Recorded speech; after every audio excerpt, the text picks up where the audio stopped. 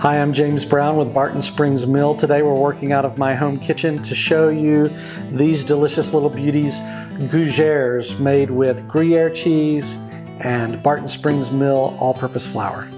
It's a fairly easy recipe and it's fairly foolproof. They're crunchy on the outside, tender and cheesy on the inside.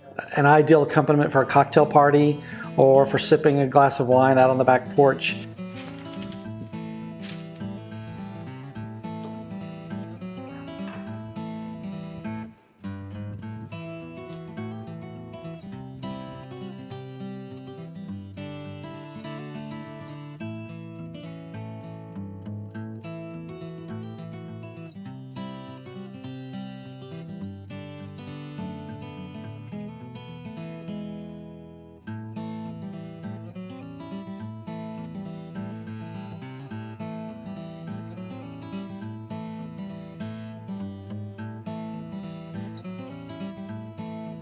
So now we take our folded parchment that contains our flour and baking powder and we gradually add it in stages into the pot using a whisk. Once we get to the end and things start to get stiffer, we can switch to a wooden spoon. From there we go directly from the pot into the mixer with a paddle attachment and start on speed 2. We add our Gruyere cheese in little bits until it's incorporated within the first minute. You can place your hand on the bottom of the mixing bowl and when it's not uncomfortable to the touch, start incorporating your eggs one at a time. Let each get thoroughly incorporated before you add the next.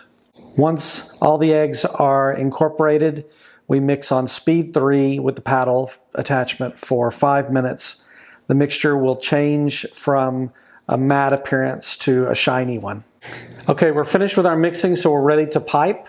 And I have today a disposable piping bag and a number 8 round piping tip.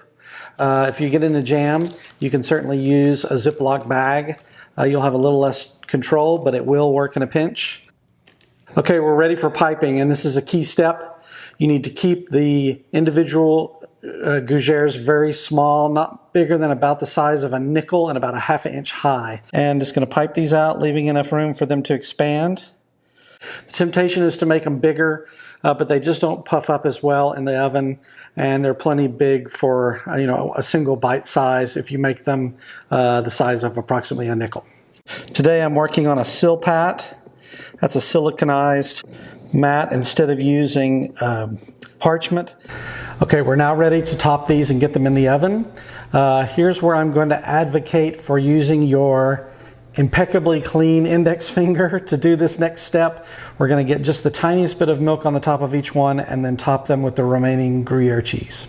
You could use a pastry brush, but the problem is that it's almost impossible to keep from getting too much milk on the Gougères. And if milk runs down the sides onto the bottoms will brown excessively and it will not be as desirable a product. Okay, we're headed to our 400-degree oven with these 2 trays.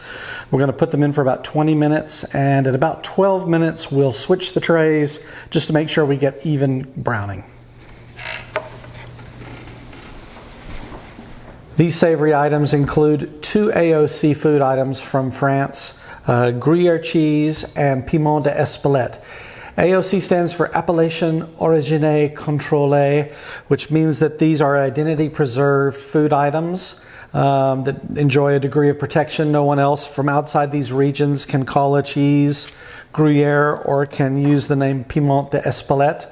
I particularly like this. After we started using this, I stopped using cayenne pepper and I started using a lot less chili powder because this has a beautiful complexity to it, a slight fruity sweetness, and it's not quite as hot as cayenne pepper. Okay, here we go. Here are our finished Gougères. They're ready to be served. You can also cook these a day or 2 ahead, put them in plastic bags and they'll be fine. Another feature that I like about these is that you can have them at the ready for unexpected guests. I often make these in multiple batches and then once they're baked, let them come to room temperature, put them in Ziploc bags and freeze them. You can easily take out the number that you need, put them in the toaster oven for about 7 minutes and they're ready to serve. These are outstanding accompaniment, particularly to a glass of wine. Valerie and I particularly love to eat these sitting on the back porch with a glass of rosé when it's hot outside. I invite you to try them.